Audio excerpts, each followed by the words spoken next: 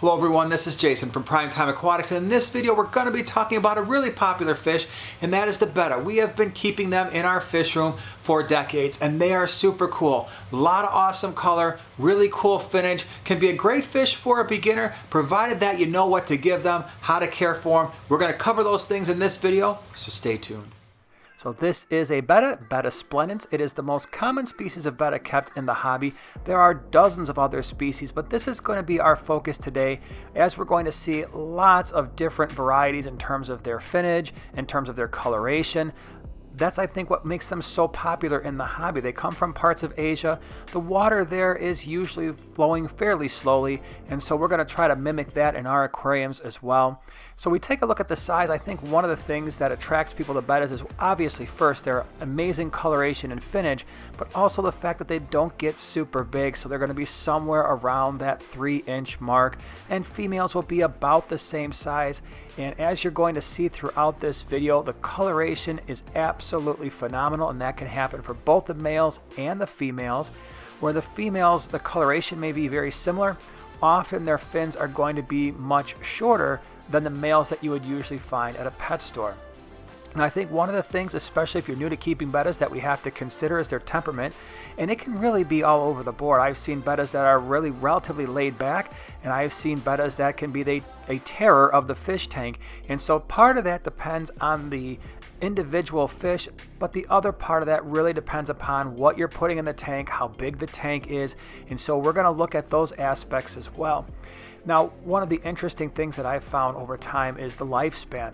I have found for a lot of the big box store-bought bettas, they don't tend to live very long. I suspect that's due to the relatively poor genetics of some of these lines, and so maybe you get a year or a year and a half out of them. I've also found that when you get them from a breeder, the average life expectancy tends to go up quite a bit, and so you might get 2 or 3 years out of a betta when you're getting them from a breeder who's paying attention to the genetics and making sure that their line is still healthy. When it comes to keeping them, I would highly recommend a few things. Often we see them in the store and they're in these little cups, and people take them home, think they can put them in a bowl with no heater and no filter and they're gonna be fine. And often that doesn't work very well. And so one of the things that I would strongly recommend, if you are in a home where the temperature is usually in the low 70s, you're gonna want a heater for your tank and bring that temperature up to around 78 degrees or so. They're going to do so much better at that higher temperature. Often what you'll see at a lower temperature, let's say around 70-ish or so, 72, they tend to kind of sulk at the bottom and not do a whole lot, and that's just telling us that our temperatures are probably a little bit too cool. So definitely get a heater for your fish tank when you get a betta. You're going to want a filter just to keep the nitrification going. So fish are going to produce ammonia, and then that's going to be turned into nitrite, and both of those things are really toxic for your fish. And so you want to have the beneficial bacteria with filtration. We've done videos on that before. I'll put them in the description below, but you want to have those beneficial bacteria so that nitrification can happen, and that's going to keep your water a lot better for your betta. Now, when it comes to the water parameters are everywhere, let's face it. You know, when we look across how people are keeping bettas throughout even just the United States, for instance, our water, it's relatively hard, and so it's got a general hardness somewhere in that 10 to 13 degrees hardness, somewhere in the 180 to 200 parts per million. But they can be kept in that water. They can be kept in much softer water.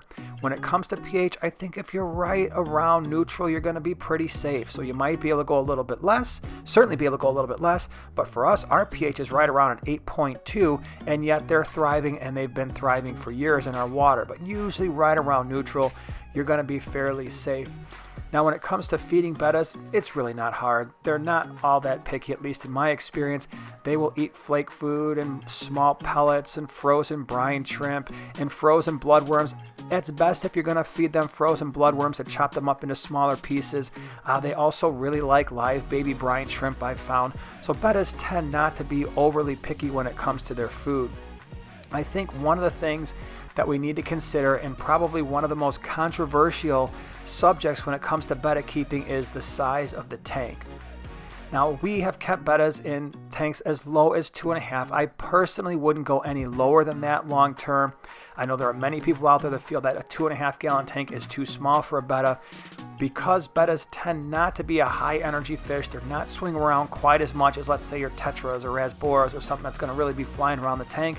I have found a 2.5 gallon minimum can do just fine. I've kept them in as large a tank as a 75 gallon in a community setting and had good luck there as well. I would say if you're new to fish keeping, the larger the tank that you get, the easier it's going to be to maintain good water parameters. And so certainly a 5.5 gallon, even a 10 gallon would be a really good idea. Even though we've kept them in a smaller tank, we know how to manage those water parameters properly to make sure our fish are healthy. The tank size is also going to have a major impact on what types of fish you keep with your betta. We get this question all the time, what can I keep with a betta? Well, in a 2.5 gallon, the short answer is probably nothing. It works out okay. We've got a betta in with a mystery snail, and that's worked out okay in that particular setup with that fish. That may not always work. The larger tank you have, the more options you have.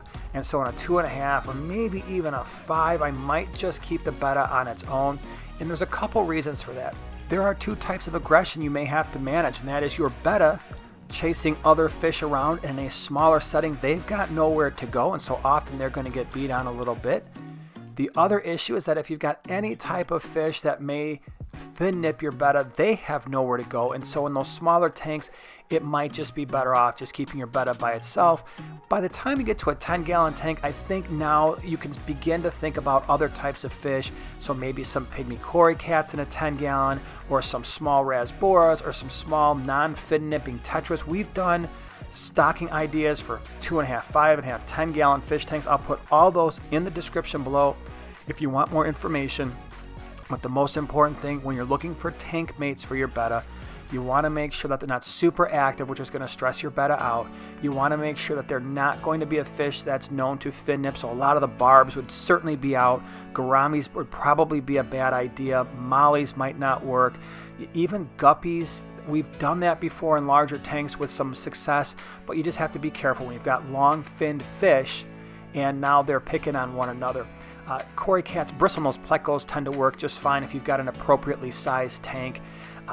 Like I said, a lot of the smaller tetras, rasboras, possibly some platies, depending on the size of the tank, are all potential considerations. Now, when it comes to decorating your tank, what we like to do is we like to keep it natural most of the time, and so we'll have usually some sand or some gravel. The substrate really doesn't matter. Sand, gravel, your average aquarium substrate is going to be fine. They don't really interact with the bottom all that much. When it comes to rock work, often it's better to have smooth rocks as opposed to sharper rocks, because sometimes bettas like to wedge themselves in between rocks and get scraped up a little bit. For us, we really like live plants, and so you'll see a lot of our tanks, they are often going to be populated with live plants. That helps manage water parameters, and for us, we just like that more natural look, but certainly fake plants are going to be just fine.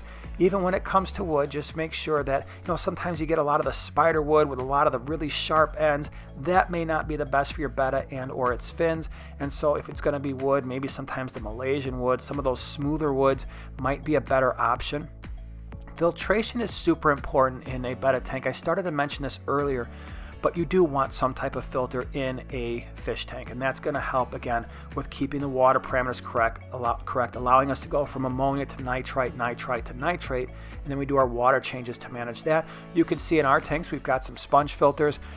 The other thing that you can do is a low flow hang on the back. The big thing here is we don't want a lot of heavy flow in our fish tank when we have bettas, especially with long fins, because they're going to be fighting that current and tiring themselves out. And often what you see is your betta hiding either at the bottom or stuck in some kind of a decoration, just trying to get out of that heavy flow.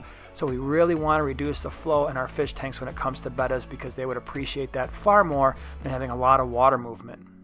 Now, when it comes to keeping bettas together, males cannot be kept together. They will usually kill each other. Even when they are kept together next to one another in separate tanks, often we will put paper or some type of card between the tanks so that they don't wear themselves out constantly flaring at one another. The other popular idea is to have multiple females together, a betta sorority. That, for us, has not tended to work out well long term. We tried that even in a 75-gallon tank, and long term it didn't work. The female bettas just kept fighting to the point where we just had a couple left. And it's something to consider. In a smaller tank, it's definitely not going to work if you just got a few. The dominant female betta will often kill the other ones.